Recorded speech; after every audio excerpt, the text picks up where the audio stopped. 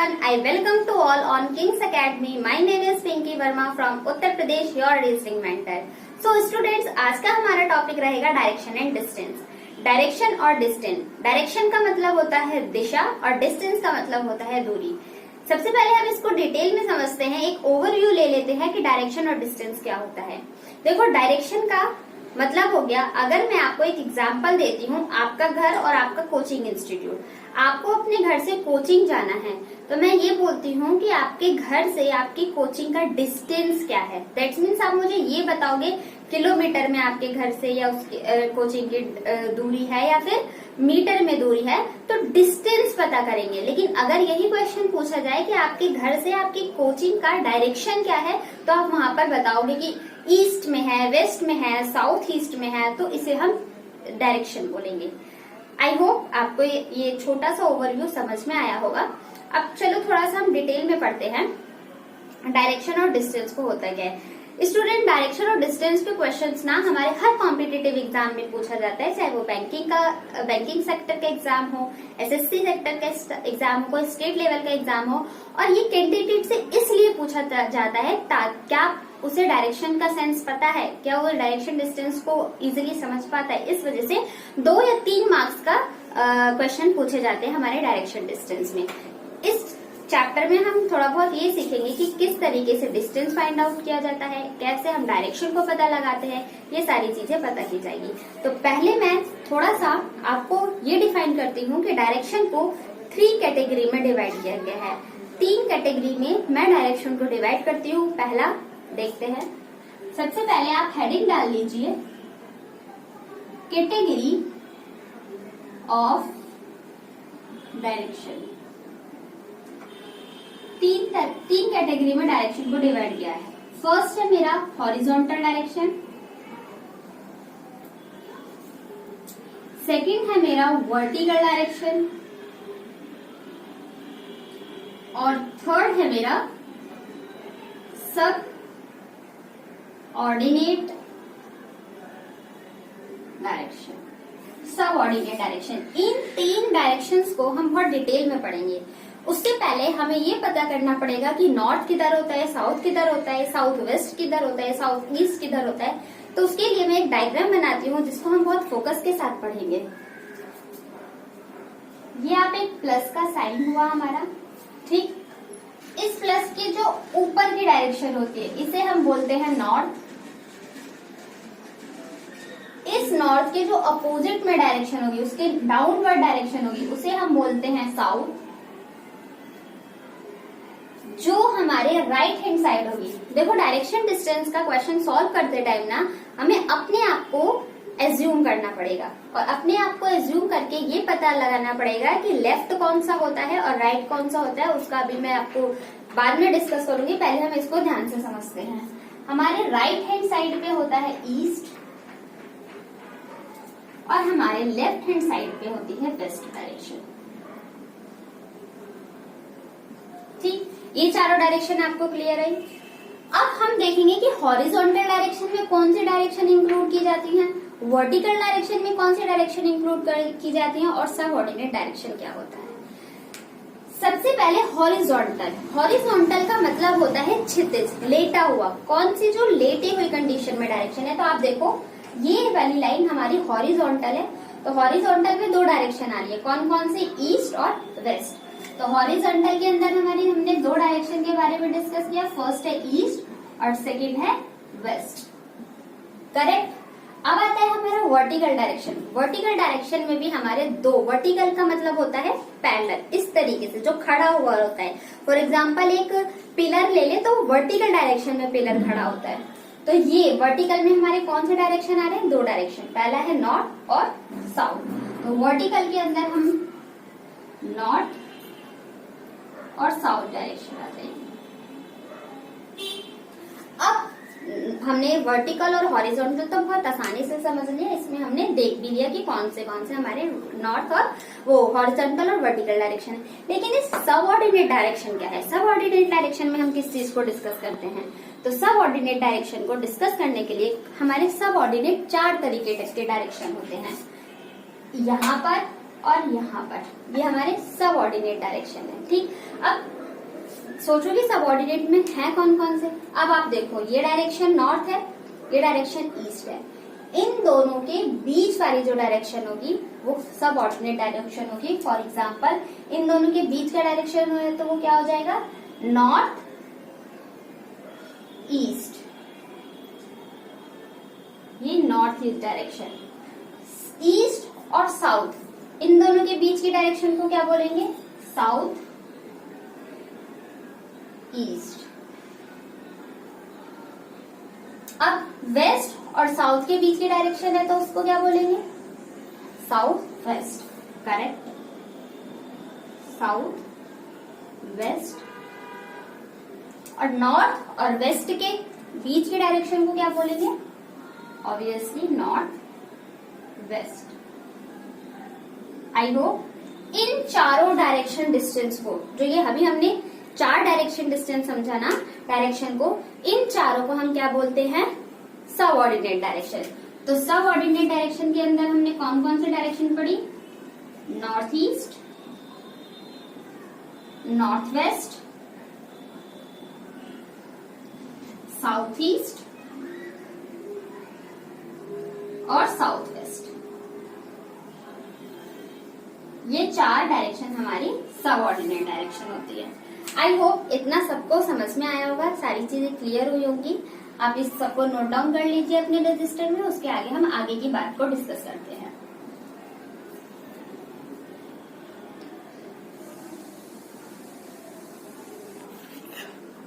Now students, अब हम इसमें सीखेंगे लेफ्ट राइट। देखो, लेफ्ट राइट का कॉन्सेप्ट सीखना ना बहुत इंपॉर्टेंट होता है। ये हमारा जब आगे का टॉपिक सिटिंग पजल पढ़ेंगे उसमें भी हमारा काम आएगा, ऑर्डर रैंकिंग का टॉपिक पढ़ेंगे उसमें भी हमारा काम आएगा।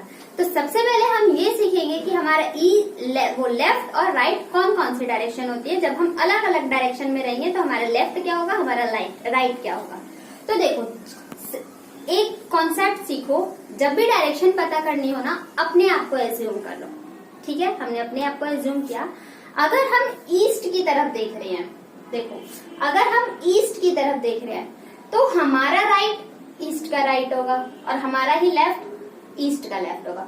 अब देखो, मैं ईस्ट डायरेक्शन में देख रही हूँ ना, मेरा राइट हैंड साइड ये है ना, तो इस ईस्ट का डायरेक्शन, ईस्ट का भी ये राइट हो जाएगा और जो मेरी लेफ्ट राइट हैंड होगा वही इस ईस्ट का लेफ्ट हो जाएगा। आई होप ईस्ट का पॉइंट समझ में आया। उसी तरीके से अब हम आते हैं नॉर्थ पे। अगर हम नॉर्थ की तरफ देख रहे हैं, फॉर एग्जाम्पल ये नॉर्थ है, तो इसी नॉर्थ का हमारा राइट हैंड राइट साइड रहेगा और इसी नॉर्थ का हमारा लेफ्ट हैंड लेफ्ट साइड रहेगा। यहाँ तक क्लियर है। अब हम आ जाते हैं अपने वेस्ट डायरेक्शन में। अब ये देखो, वेस्ट में क्या होता है, वेस्ट में अगर मैं अपना राइट देखती हूँ तो मेरा ये राइट हो जाता है और इसी से मैं अपना लेफ्ट देखती हूँ, मेरा ये राइट, सॉरी माय मिस्टेक। देखो, मेरा राइट हैंड साइड इस वेस्ट के इधर आ रहा है तो ये मेरा राइट हो जाएगा और यहां से देखा जाए तो ये मेरी लेफ्ट डायरेक्शन हो जाएगी। अब बच जाता है साउथ में। अब साउथ में अपने आप को देखो, आप ऐसे साउथ की तरफ देख रहे हो। देखो, जब हम नॉर्थ देख रहे थे तो इस तरफ से करके देख रहे थे ना, अब हम साउथ देख रहे हैं तो डाउनवर्ड देखेंगे। साउथ में अब मेरा राइट हैंड किधर है, ये वाला हैंड, तो ये मेरा राइट हो जाएगा और यहाँ यहीं से देखो, मैं यहाँ पर हूं तो मेरा लेफ्ट हैंड इस साइड वाला, तो ये वाला मेरा लेफ्ट हो जाएगा। आई होप आप सबको यह समझ में आया होगा। एक बार और कंक्लूड कर देती हूँ मैं। देखो, जब भी हमें अपना लेफ्ट राइट या किसी भी डायरेक्शन का लेफ्ट राइट पता करना होगा तो सबसे पहले आप अपने आप को एज्यूम करेंगे। ईस्ट में है तो जो हमारा लेफ्ट होगा वो ईस्ट का भी लेफ्ट होगा, जो हमारा राइट होगा वो ईस्ट का भी राइट होगा। नॉर्थ में है, जो हमारा राइट है वो नॉर्थ का भी राइट है, जो हमारा लेफ्ट है वो नॉर्थ का भी राइट है। अगर हम वेस्ट में है, जो हमारा राइट होगा वो वेस्ट का भी राइट होगा और जो अगर हम वेस्ट में है तो जो हमारा लेफ्ट है वो वेस्ट का लेफ्ट होगा। सेम हियर, अगर हम साउथ डायरेक्शन में शो करते हैं तो जो हमारा राइट होगा वो साउथ डायरेक्शन का राइट होगा और जो हमारा लेफ्ट होगा वो साउथ डायरेक्शन का लेफ्ट होगा। आई होप आप सबको ये क्लियर हुआ होगा। अब इसी से रिलेटेड हम कुछ और पॉइंट्स को, की फैक्टर, अभी हम बेसिक कॉन्सेप्ट पढ़ रहे हैं डायरेक्शन और डिस्टेंस के, कुछ की फैक्टर्स की बात करते हैं और फिर देखेंगे इस तरीके से इस टॉपिक पे किस किस तरीके से क्वेश्चन पूछा जाता है।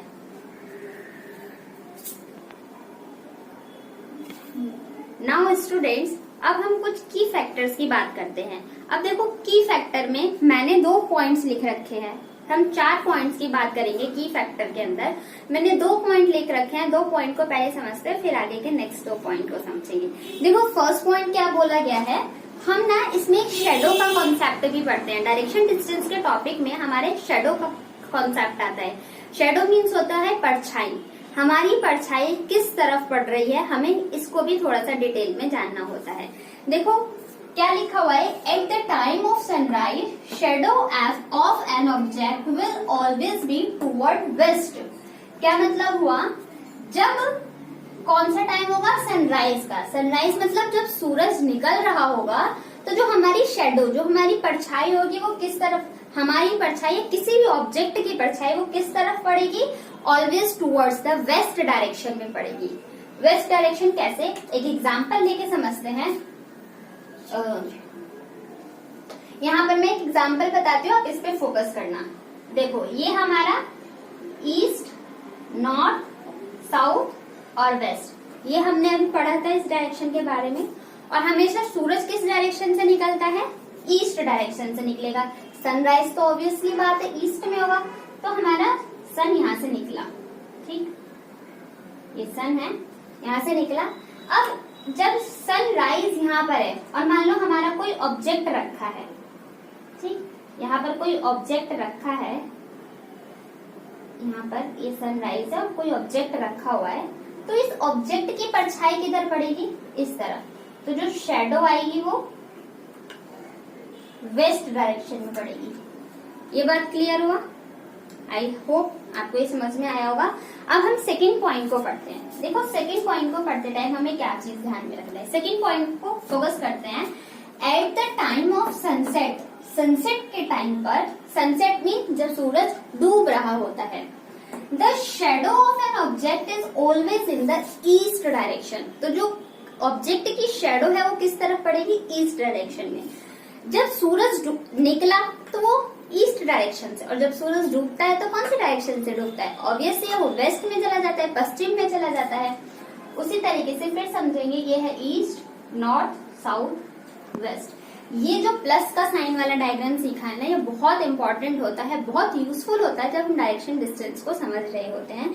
हमें बहुत इजी कर देता है किसी भी डायरेक्शन को पता लगाने के लिए। अब देखो, अब सूरज डूब रहा है, अब सूरज कहाँ पर आ गया, सुबह से लेके सूरज शाम तक अपने वेस्ट डायरेक्शन में आ चुका है। कोई ऑब्जेक्ट यहाँ पर रखा हुआ है तो उसका शेडो किस तरफ पड़ेगी, जो सेकंड पॉइंट क्या कह रहा है, shadow is always in the east direction पे पड़ेगी। यहाँ पर है सन, ठीक, ये सन की रेज आ रही है एक ऑब्जेक्ट पे, तो उसके ईस्ट तरफ यहाँ पर उसकी रेज हो जाएगी, यहाँ पर उसकी शेडो पड़ जाएगी। तो ये हमारा शेडो का कॉन्सेप्ट है। इसके 2 पॉइंट्स और है, उसको अभी हम डिटेल में पढ़ेंगे। पहले आप ये नोट डाउन कर लो पूरा।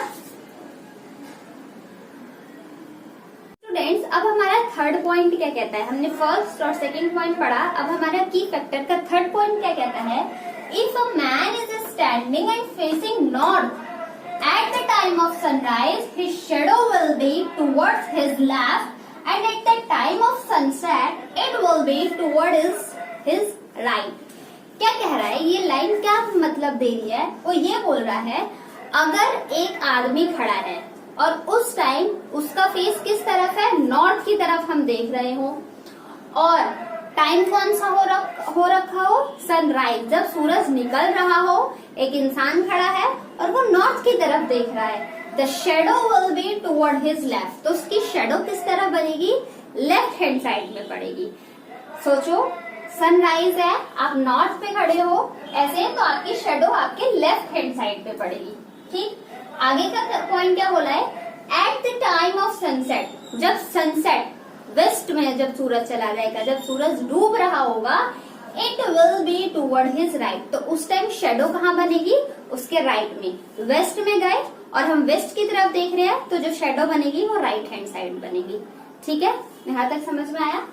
अब देखो एट 12 नून, बहुत इंपॉर्टेंट पॉइंट है, जब दोपहर के 12 बज रही हो, मतलब शार्प 12 नून, 12 बजे दोपहर में the rays of the sun are vertically downwards है। जो जब 12 बजते हैं ना दिन में, तो जो सूरज की रोशनी होती है वो वर्टिकली डाउनवर्ड होती है, एकदम सीध में होती है।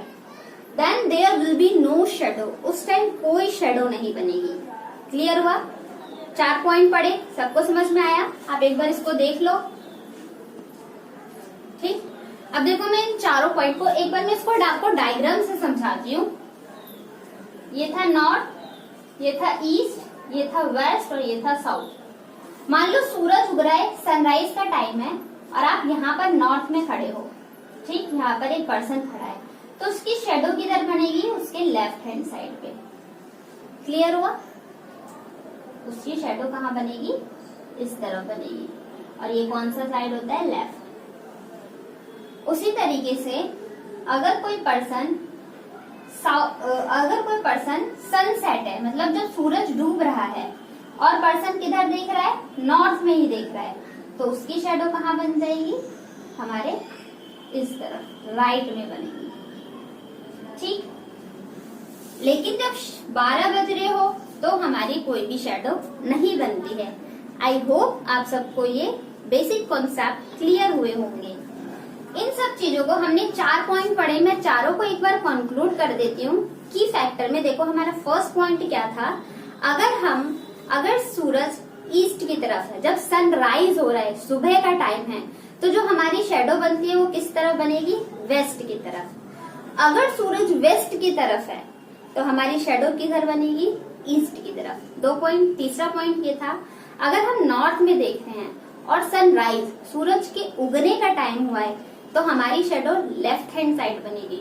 और जब सूरज डूब रहा होगा और सूरज डूब रहा है वेस्ट की तरफ, हमारा फेस अभी नॉर्थ है, तो हमारी शेडो किधर बन जाएगी? राइट हैंड साइड पे। और लास्ट पॉइंट क्या था हमारा? जब 12 नून हो रहे होंगे तो कोई भी शेडो फॉर्म नहीं होती है।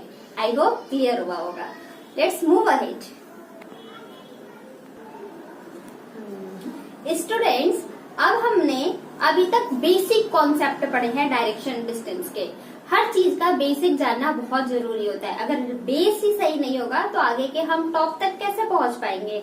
तो हमने अभी सारा बेसिक पॉइंट पढ़ा है। आई होप आप सबको सारी बेसिक पॉइंट्स क्लियर होंगे। अब देखते हैं हर कॉम्पिटिटिव एग्जाम में किस तरीके के क्वेश्चन बनते हैं, किस तरीके के क्वेश्चन पूछे जाते हैं और उन्हें सॉल्व करने का अप्रोच क्या होता है। अप्रोच बहुत मैटर करती है क्वेश्चन को सॉल्व करते टाइम। क्यों? क्योंकि हमें लिमिटेड टाइम में अपने क्वेश्चंस को सॉल्व करना पड़ता है, बहुत कम समय में अपने क्वेश्चन को सॉल्व करना पड़ता है। तो मैंने एक बेसिक क्वेश्चन रखा है आपके बोर्ड पे, आइए पढ़ते हैं और देखते हैं इस क्वेश्चन को सॉल्व करने की अप्रोच क्या होती है। First question, Shyam travel 7 kilometre north. Shyam 7 kilometre north चलता है।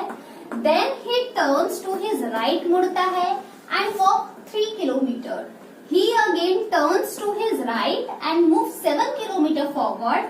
Now in which direction is he from his starting point? अपनी डायरेक्शन, वो किस डायरेक्शन में है, स्टार्टिंग पॉइंट से किस डायरेक्शन में है। क्वेश्चन को बहुत केयरफुली पढ़ेंगे ताकि क्वेश्चन सॉल्व करते टाइम, आंसर को मार्क करते टाइम हमारी कोई भी मिस्टेक ना हो। हमें 4 ऑप्शन दिए होते हैं। इन ऑप्शन से हमें इस पैराग्राफ से एक डायग्राम बनाएंगे, उससे हम अपने डायरेक्शन को इजिली पता लगाएंगे। देखो क्या बोला गया है, स्टार्टिंग से अब एक एक पॉइंट को दोबारा से डिटेल में पढ़ते हैं और फिर हम एक डायग्राम ड्रॉ करते हैं।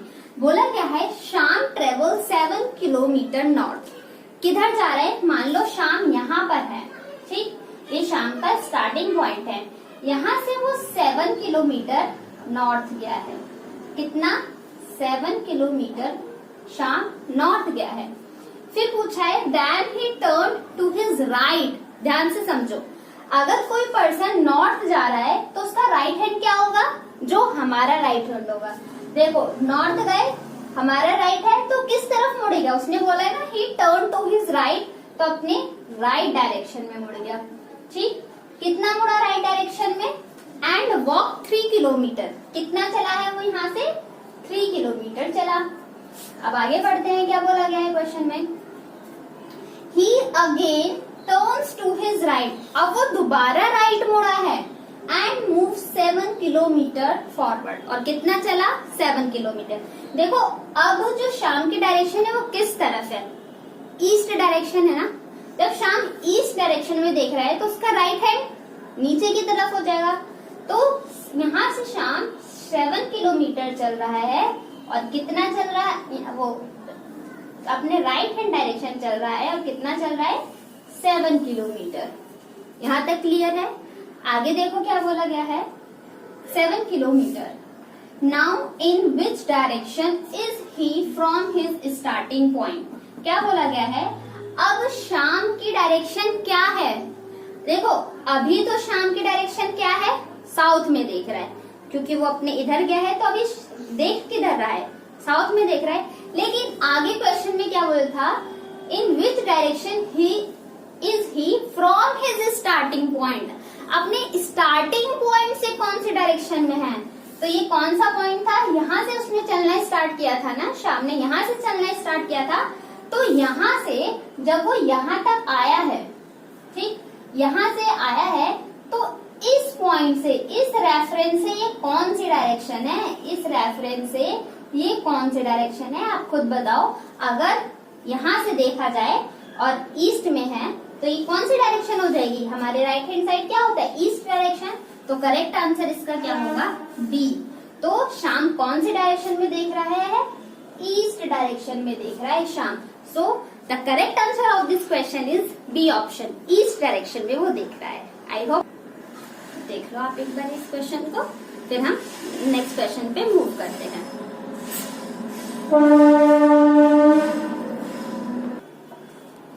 आइए चलते हैं हम अब अपने सेकंड क्वेश्चन पे।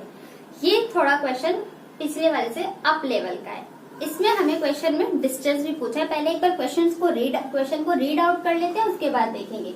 देखो क्या बोला गया है students, a person is starting from a point and moves 1 kilometer toward north direction, then he turns to his right and moves 3 kilometer, again he turn to his right and moves 5 kilometer, in which direction and how far is he from starting point। इस बार question में पूछा गया है कि direction क्या है और कितनी दूरी है, हाउ फार, कितना दूर है अपने वो स्टार्टिंग पॉइंट से।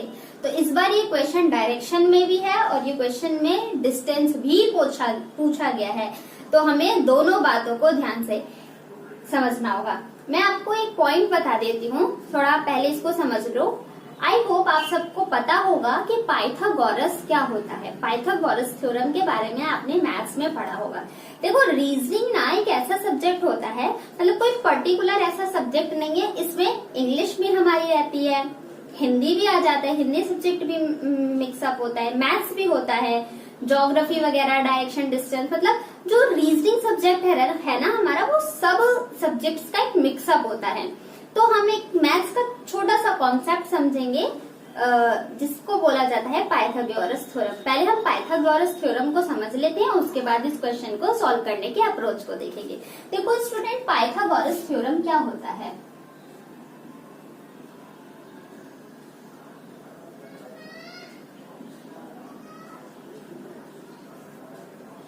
आपने पढ़ा होगा पाइथागोरस थ्योरम, एक ट्राइंगल है, राइट एंगल ट्राइंगल, ठीक, राइट एंगल ट्राइंगल, जो कि राइट एंगल ट्राइंगल क्या होता है, जिसमें 90 डिग्री का एंगल बन रहा होता है। तो पाइथागोरस थ्योरम हमें क्या बताता है, बेस का स्क्वायर, दिस इज परपेंडिकुलर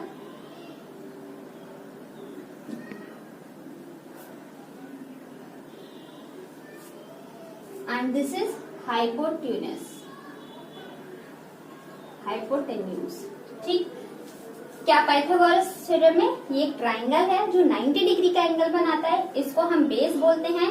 जो एंगल के अपोजिट वाली साइड होती है उसको हम हाइपोटेन्यूज बोलते हैं, और ये परपेंडिकुलर होता है। अब पाइथागोरस थ्योरम एक फॉर्मूला देती है, क्या देती है, हाइपोटेन्यूज का स्क्वायर इक्वल्स टू बेस का स्क्वायर प्लस परपेंडिकुलर का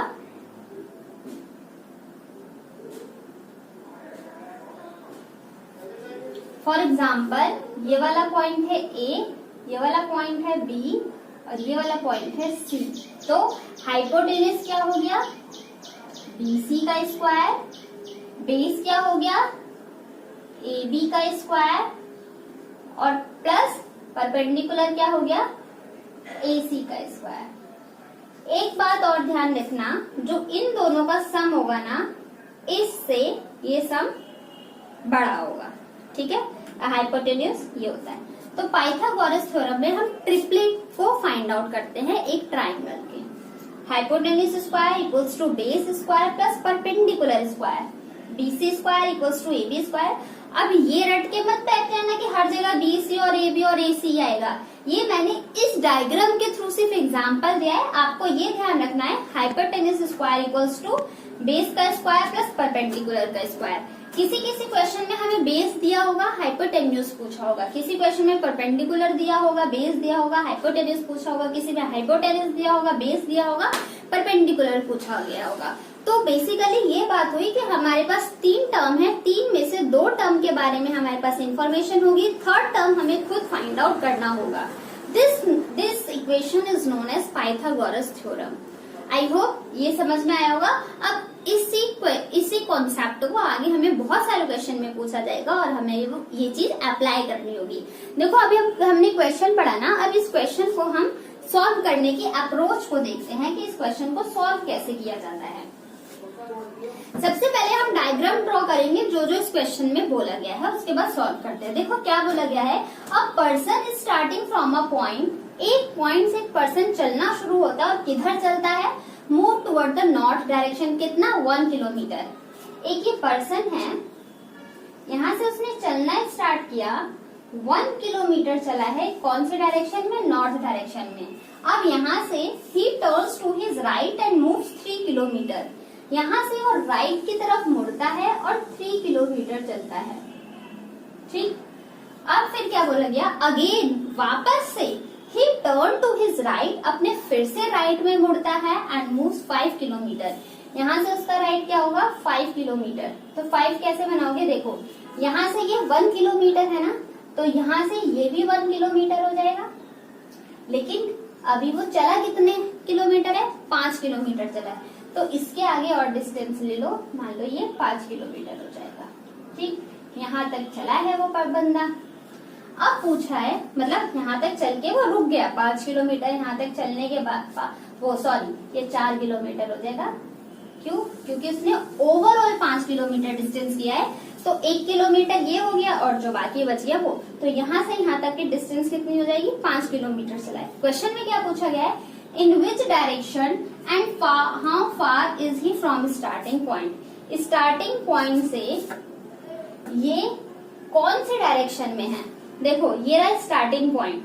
अगर कभी आपको डायरेक्शन ना समझ में आए ना, तो जहां से पूछा जाए ना, अपना प्लस वाला मैजिक प्लस बना लेंगे, तो हम इसे मैजिक प्लस का नाम दे देते। देखो अब हमने ये प्लस बना लिया, स्टार्टिंग पॉइंट है।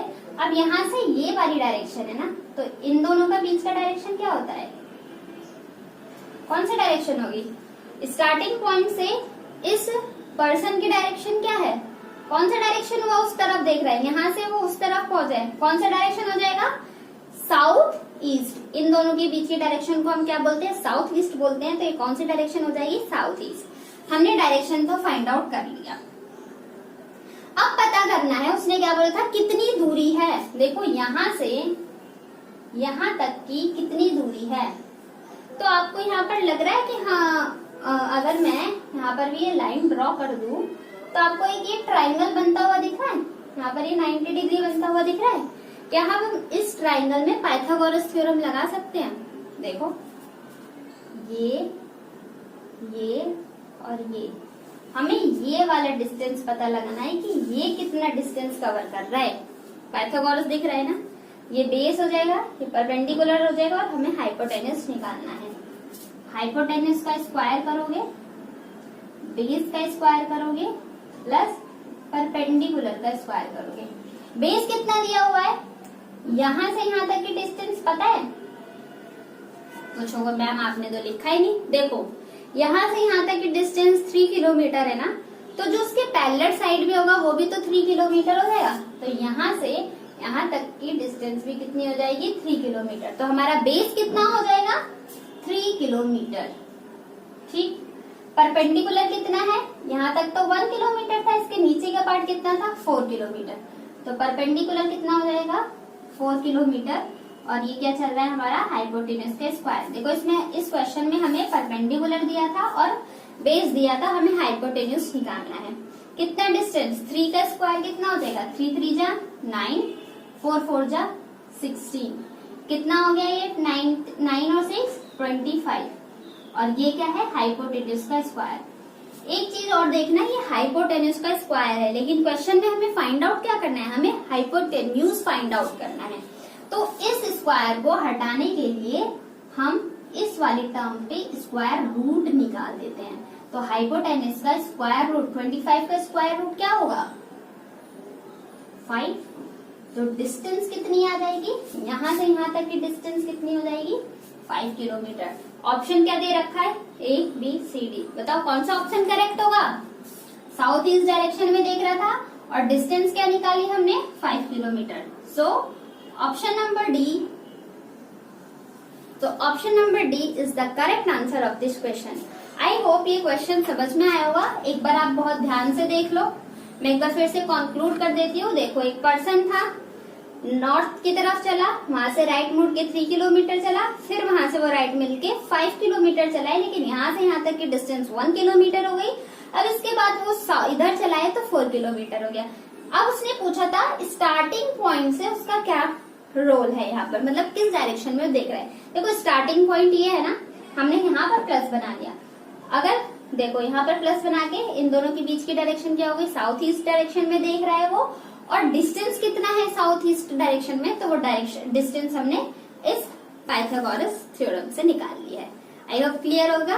अब आगे चलेंगे हम नेक्स्ट क्वेश्चन में, पहले आप इसे नोट डाउन कर लो। नाउ स्टूडेंट्स क्वेश्चन नंबर 3 की तरफ मूव करते हैं। देखो क्या लिखा गया है। One morning after sunrise Mohan and Gaurav were standing opposite to each other. Mohan shadow fell exactly on left. Toward which direction does Gaurav facing. Gaurav कौन से फेस में डायरेक्शन, कौन से फेस में उसका डायरेक्शन होगा, किस तरफ फेस करके वो खड़ा होगा। ऑप्शन है ए साउथ, बी नॉर्थ, सी वेस्ट और डी ऑप्शन है हमारा क्या, कैन नॉट बी डिटरमाइंड। निर्धारित ही नहीं किया जा सकता है कि उसकी शेडो कौन से तरफ की है। तो ये 4 ऑप्शन है। आइए समझते हैं डिटेल में इस क्वेश्चन को सॉल्व करने की अप्रोच क्या होती है। पहला बोला गया वन मॉर्निंग, हमने अपना मैजिक प्लस साइड बना लिया। ये होता है ईस्ट, ये होता है नॉर्थ, ये होता है वेस्ट, ये होता है साउथ। अब क्या बोला था, one morning after sunrise, sunrise हो गया ये, ठीक, सनराइज की ये स्टॉप, सनराइज है, सनराइज स्टॉप, सनराइज हो रहा है, सनराइज हुआ है इस तरफ। और क्या बोला है, Mohan and Gaurav were standing opposite to each other, एक दूसरे के अपोजिट खड़े हैं। और ये भी बोल दिया गया कि Mohan shadow fell exactly on the left. अब मैंने आपको की फैक्टर में एक पॉइंट बताया था, जब हमारी शेडो लेफ्ट की तरफ में है तो हम किस डायरेक्शन में देख रहे हैं, ऑब्वियसली नॉर्थ डायरेक्शन में। तो क्वेश्चन क्या बोला है, मोहन की शेडो लेफ्ट डायरेक्शन में पड़ रही है, तो ऑब्वियसली बात हो जाएगा मोहन यहाँ देख रहे हैं, मोहन यहाँ है, और मोहन के अपोजिट, मान लो मोहन इधर देख रहा है तो ये इधर देखेगा, अपोजिट डायरेक्शन में दोनों एक दूसरे के, तो यहाँ पर कौन हो जाएगा, गौरव हो जाएगा। और मोहन की शेडो ये पड़ रही है, इसकी शेडो, ठीक। अब क्वेश्चन क्या पूछ रहा है, टुवर्ड विच डायरेक्शन, कौन से डायरेक्शन में डज गौरव फेसिंग, गौरव का फेस कौन सी डायरेक्शन में है। आप देखो इस डायग्राम से आप आसानी से बता सकते हो गौरव का फेस कौन सी डायरेक्शन में है, south direction. So option number A is the correct answer of this question. जो गौरव है वो साउथ डायरेक्शन में देख रहा है। आगे अब अपने नेक्स्ट क्वेश्चन की तरफ बढ़ते हैं क्वेश्चन नंबर 4। सो स्टूडेंट हमारा फोर्थ क्वेश्चन है, इसमें एक और छोटा सा कॉन्सेप्ट समझेंगे। देखो क्या बोला गया है। Rahul is facing east direction, he turns to 90 degree anti clockwise and then turn 180 degree clockwise. Way direction is facing now. हमने 2 पॉइंट और पढ़ा, क्लॉकवाइज और एंटी क्लॉकवाइज। क्या होता है देखो, क्लॉकवाइज का मतलब होता है जिस डायरेक्शन में घड़ी चल रही होती है। ये हमारी वॉच है, ठीक, ये हमारी वॉच है, तो क्लॉक घड़ी ऐसे ऐसे ही तो करके चलती है। तो ये वाला डायरेक्शन हमारा क्लॉकवाइज हो जाएगा, क्लॉकवाइज डायरेक्शन।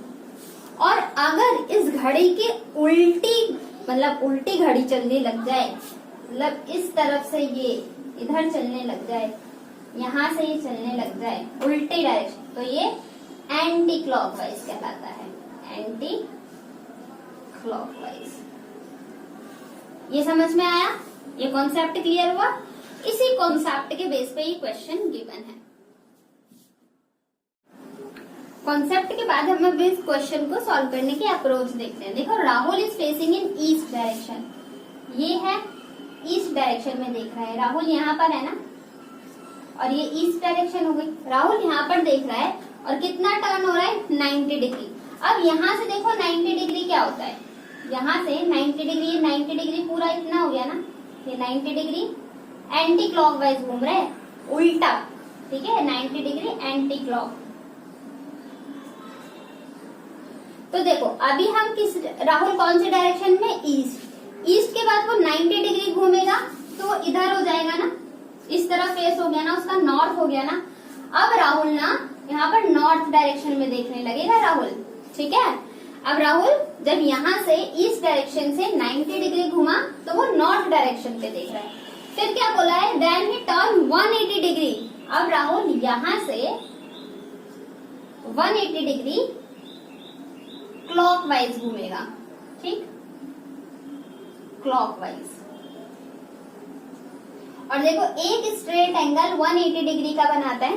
तो अब देखो जब वो नॉर्थ था और 180 डिग्री से घूमना है, 90 ये घूमा, फिर 90 ये घूमा, तो कितना हो जाएगा, कौन सी डायरेक्शन हो जाएगी, इस तरफ जब हम आ गए तो ये किस तरफ देख रहा होगा, साउथ डायरेक्शन हो जाएगा। सो कौन सा ऑप्शन, सी, वो B option, south. Option number B is the correct answer of this question. I hope आपको ये क्वेश्चन समझ में आया होगा। स्टूडेंट्स, मुझे ऐसी उम्मीद है कि आपको डायरेक्शन डिस्टेंस के कॉन्सेप्ट क्लियर हुए होंगे, आपको ये सेशन पसंद आया होगा। आप ज्यादा से ज्यादा इस क्वेश्चन पे प्रैक्टिस करें और इस टॉपिक को बहुत स्ट्रॉन्ग बना लें, ताकि किसी भी तरीके के क्वेश्चन दिए जाए इसके ऊपर तो आप इसको आसानी से सॉल्व कर सकते हैं। Thank you to all of you, thank you so much, keep learning.